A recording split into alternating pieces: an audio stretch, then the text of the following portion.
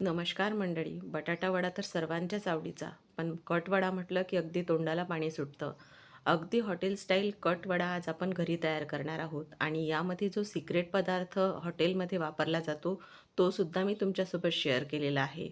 भरपूर साऱ्या टिप्ससुद्धा या व्हिडिओमध्ये दिलेल्या आहेत. त्यामुळे व्हिडिओ शेवटपर्यंत बघा, म्हणजे डिटेल रेसिपी तुमच्या लक्षात येईल आणि रेसिपी आवडल्यास चॅनललासुद्धा नक्की सबस्क्राईब करायला विसरू नका. तसंच एक लाईक करायला सुद्धा विसरू नका. चला तर रेसिपीला आपण सुरुवात करूया. इथे बघा, मी बटाटे उकडून आणि त्याची साल काढून घेतलेली आहे. एका भांड्यामध्ये तेल टाकून घेतलेलं आहे. तेल छान कडकडीत गरम झाल्यानंतर इथे 1 चमचा पोहे खाण्याची मोहरी घातलेली आहे.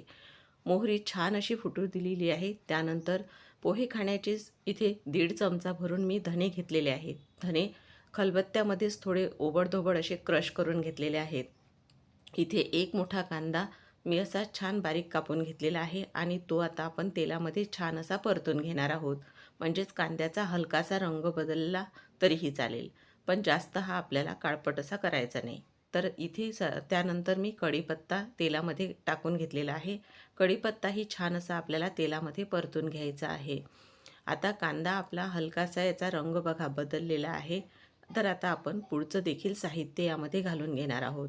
तर इथे मी हा ठेचा करून घेतलेला आहे. यामध्ये हिरवी मिरची, लसूण पाकळ्या, आलं आणि कोथिंबीर पाणी न टाकता याचा जाडसर असा मी ठेचा करून घेतलेला आहे. हा जाडसर ठेचा आपल्याला यामध्ये घालायचा आहे. तुम्ही इथे तिखट तुमच्या अंदाजाप्रमाणे टाकू शकता. आता हे तिखट यामध्ये टाकल्यानंतर हे सुद्धा आपल्याला इथे हा ठेचा परतून घ्यायचा आहे.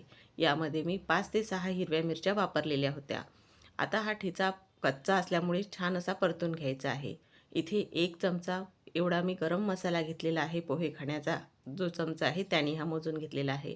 आता अर्धा चमचा जिरं मी असं थोडं जाडसर वाटून घेतलेलं आहे. हे मी असं पोळपाटावरच थोडं वाटून घेतलेलं आहे.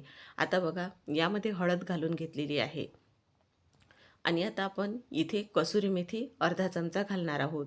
तर आता हे टाकलेलं साहित्य आपण छान असं सगळं मिक्स करून घेणार आहोत आणि त्यानंतर बघा, इथे याला किती छान असा रंग आलेला आहे. तर आपण यामध्ये आता आणखीन कुठलेही मसाले वापरणार नाही आहोत. तर जे बटाटे उकडून घेतलेले होते ते बटाटे हाताने आपल्याला तोडून यामध्ये घालायचे आहेत. याचे काप न करता हे असेच आपल्याला हाताने तोडून घालायचे आहेत. जिथे कुठे जाड असलं तर ते हाताने परत तोडून घ्यायचं. असे सगळेच बटाटे मी इथे बघा तोडून घेतलेले आहेत. आता यामध्ये तो सिक्रेट पदार्थ आहे तो टाकूया. तर हाच आहे तो सिक्रेट पदार्थ, म्हणजे इथे आपण चणा डाळीचं पीठ अर्धी वाटी घालणार आहोत. तर 4 ते 5 जर बटाटे असतील तर रोजच्या वापरातली अर्धी वाटी आपल्याला इथे चणा डाळीचं पीठ टाकायचं आहे. चणा डाळीचं पीठ कच्चंच आहे, भाजलेलं नाही. आता इथे चवीप्रमाणे मीठही घालणार आहोत. तर आता इथे बघा, हे जे चणा डाळीचं पीठ आहे हे बटाट्याला बाइंडिंगचं काम करणार आहे. कारण जे आपण म्हणजे हॉटेलमधले बटाटे वडे खातो, तर ते सारण बघा कसं असतं, नुसतंच बटाटे नसतात. तर त्यासाठी इथे जे सिक्रेट पदार्थ ते वापरतात तो हाच आहे. तर आपल्याला इथे कोथिंबीर घातल्यानंतर पूर्ण हे जे बटाट्याचं सारण आहे छान असं हे परतून घ्यायचं आहे आणि यामध्ये तेलाचा सुद्धा जास्त वापर करायचा नाही. बघा, सर्व साहित्य छान असं मिक्स झालेलं आहे. आता आपण यावर झाकण ठेवून अगदी 2 ते 3 मिनिटाचीच वाफ काढून घेणार आहोत आणि गॅसची आपल्याला आच एकदमच म्हणजे कमी करायची आहे. तर बघा, मंद आचेवरच आपल्याला एक वाफ काढून घ्यायची आहे. तर इथे 2 ते 3 मिनिटानंतर मी झाकण काढून घेतलेलं आहे आणि परत एकदा छान सगळं हे मिक्स करून घेणार आहे. पूर्ण तळापासून आपल्याला छान हे मिक्स करून घ्यायचं आहे. म्हणजे तळालाही थोडंफार जे काही लागलेलं असेल ते अगदी सहजपणे वेगळं होतं. तर हे असतं आपलं बटाट्याचं जे सारण आहे ते अगदी तयार झालेलं आहे आणि हे सारण अगदी हॉटेल स्टाईल बटाट्यातलं जे सारण असतं तसं तयार झालेलं आहे. तर बघा, आता यावर झाकण ठेवू आणि हे बटाट्याचं सारण आता बाजूला ठेवूया. आता आपण कटसुद्धा करायला घेणार आहोत. तर बघा, सगळं मोकळं झालेलं आहे, म्हणजेच आतलं जे बेसन पीठ आहे ते छान शिजलेलं आहे. आता कट करण्यासाठी बघा, एका भांड्यामध्ये आपण आता यामध्ये आपल्याला बघा, छोटी अशी वाटी मी पाऊण वाटी भरून सुकं खोबरं घेतलेलं आहे खिसून.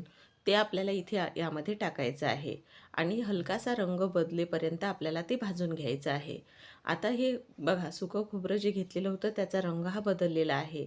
तर आता हे आपण काढून घेऊया आणि त्याच भांड्यामध्ये मी 1 मोठा कांदा असा उभा लांब कापून घेतलेला आहे. त्यावर पोहे खाण्याचे 1.5 चमचा एवढं तेल टाकलेलं आहे आणि त्याचा छान रंग बदलेपर्यंत आपल्याला हा कांदा भाजून घ्यायचा आहे. तर बघा कांद्याचा रंग आता बदललेला आहे.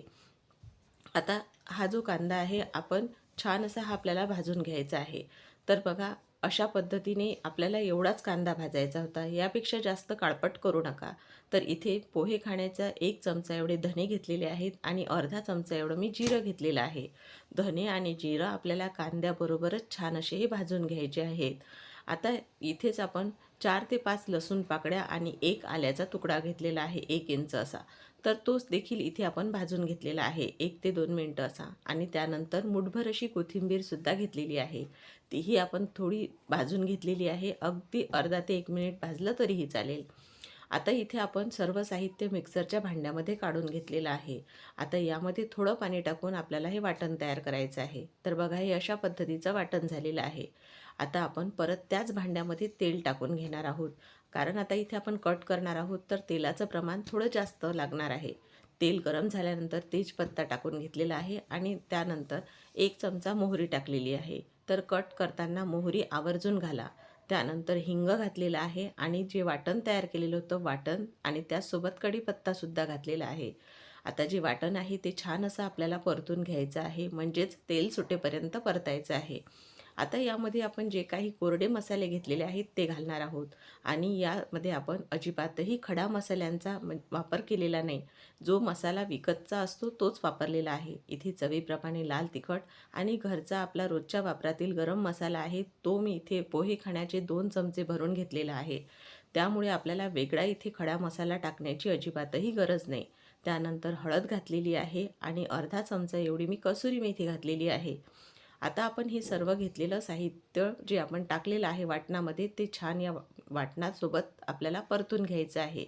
सर्व आपण म्हणजे मिक्स करून घेतल्यानंतर झाकण ठेवून 3 ते 4 मिनिटाची वाफ काढून घेणार आहोत. आणि बघा इथे किती छान वाटण आपलं हे परतल्या गेलेलं आहे. म्हणजेच याला बघा किती छान वर तेल सुटलेलं आहे वाटणाला. तर अशा प्रकारे वाटणातील तेल वेगळं व्हायला पाहिजे. बाजूला गरम पाणीसुद्धा ठेवलेलं होतं मसाल्यात टाकण्यासाठी. तर गरजेप्रमाणे पाणी टाकून घ्यायचं आणि चवीप्रमाणे मीठ टाकून घेतलं. वरून परत बारीक अशी कोथिंबीर टाकून घेतलेली आहे आणि आता आपला हा कट छान उकळण्यासाठी मी ठेवलेला आहे. याला छान उकळी येऊ द्यायची आहे. बघा काही कुठलेही मसाले न वापरता नुसतं आपल्या रोजच्या वापरातील जो मसाला आहे त्याचा वापर करून हा कट तयार केलेला आहे. तरी याला बघा दाटसरपणा आणि किती छान रंगसुद्धा आलेला आहे. तर हा अशा प्रकारे हा जो कट आहे हाच हॉटेलमध्ये तयार केला जातो. याला वेगळे असे कुठले मसाले वापरले जात नाही. तर बघा यावर झाकण ठेवून कट तयार झालेला आहे आपला. आता जे बेसन पीठ आहे ते सुद्धा आपण तयार करणार आहोत. म्हणजेच बटाट्या वड्याचं जे आवरण आहे ते. तर इथे 1.5 वाटी मी चणा डाळीचं पीठ घेतलेलं आहे. आता यामध्ये आपण काही साहित्य घालून घेणार आहोत. तर इथे यामध्ये मी हळद घालणार आहे म्हणजे बटाट्या वड्याला छान रंग येतो. बेसन पीठ पातळ असल्यामुळे आपण इथे ओवा घालणार आहोत. तर इथे अर्धा चमचा मी ओवा हातावर असा चोळून घातलेला आहे यामध्ये. तर आता इथे बघा अगदी चुटकीभर एवढा आपण खाण्याचा सोडा घालणार आहोत. यापेक्षा जास्त घालू नका. कारण जास्त जर घातला तर बटाटे वडे तेलकट होऊ शकतात. आणि चवीप्रमाणे मीठ घातलेलं आहे.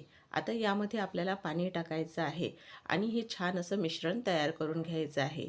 तर इथे थोडं थोडं करत आपल्याला पाणी टाकायचं आहे. तर बघा हे अशा प्रकारे आपलं हे मिश्रण तयार झालेलं आहे आणि याची कन्सिस्टन्सीसुद्धा तुम्ही बघू शकता.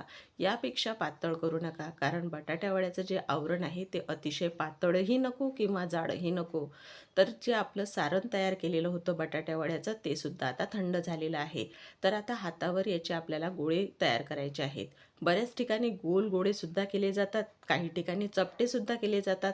तर आता बघा हातावर पाहिजे तेवढा गोळा आपल्याला घ्यायचा आहे आणि याचे मी चपटे असे गोळे तयार करून घेणार आहे. तुम्हाला मी ज्याप्रमाणे दाखवत आहे तसे गोळे करू शकता किंवा तुम्हाला आवडत असतील तर गोलही करू शकता. तर हलकेसे हातावर मी प्रेस करून घेतलेले आहेत. तर बघा टिक्कीसारखे हे आपल्याला तयार करायचे आहेत. कडा थोड्याफार अशा काही अशा चिरल्या जातील तर त्या हाताने अशा प्रेस करून घ्यायच्या. अशाच प्रकारे बघा मी तुम्हाला एक दुसरासुद्धा तयार करून दाखवते.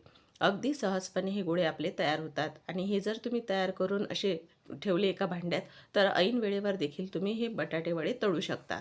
तर बघा आता परत एकदा तुम्हाला हा गोळा मी तयार करून दाखवते. तर हा अशा प्रकारे प्रेस करून आपल्याला चपटा असा याला आकार द्यायचा आहे. तर असे सर्वच मी तयार करून घेते. तर दुसरीकडे तेलसुद्धा गरम होण्यासाठी ठेवलेलं आहे. तर बघा यातला हा गोळा असा आपल्याला हाताने घ्यायचा आहे आणि आता आपलं जे मिश्रण तयार केलेलं होतं बेसन पिठाचं त्यामध्ये आपल्याला हा बुडवायचा आहे आणि अगदी हाताने आपल्या म्हणजेच बोटाने आपल्याला हा अलगद उचलायचा आहे. म्हणजे यासोबत पाहिजे तेवढंच बेसन पीठ येतं, गरजेपेक्षा जास्त बेसन पीठ इथे येत नाही.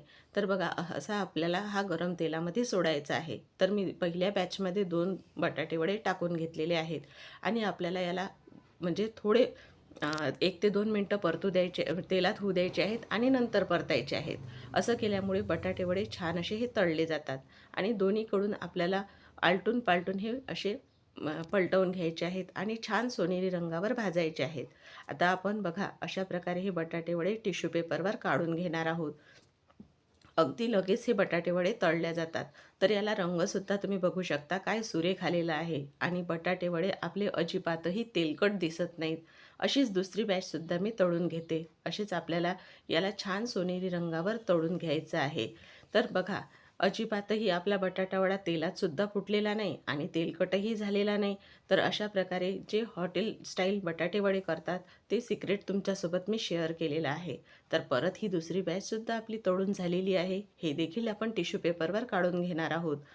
तर इथे बघा अशाच प्रकारे आपण जे राहिलेले सर्व बटाटे वडे तळून घेणार आहोत. तर बघा इथे तुम्हाला दिसत असेल की तेलकट अजिबातही नाहीत. आता मिरच्यासुद्धा यासोबत आपल्याला लागणारच आहेत. तर मिरच्याही आपण छान अशा तळून घेणार आहोत. पण मिरच्या जास्त अशा तळायच्या नाहीत. त्यामुळे त्या थोड्या करपट लागतात. तर अशा हलकासा त्याला वरून थोडे डाग पडेपर्यंतच आपल्याला मिरच्या तळायच्या आहेत आणि वरून त्यावर छान असं मीठ टाकलं की त्या मिरच्या पाहूनच तोंडाला पाणी सुटतं. तर बघा ह्या मिरच्याही तळून झालेल्या आहेत. तर अशा प्रकारे आपले सर्व बटाटे वडे आता तळून झालेले आहेत.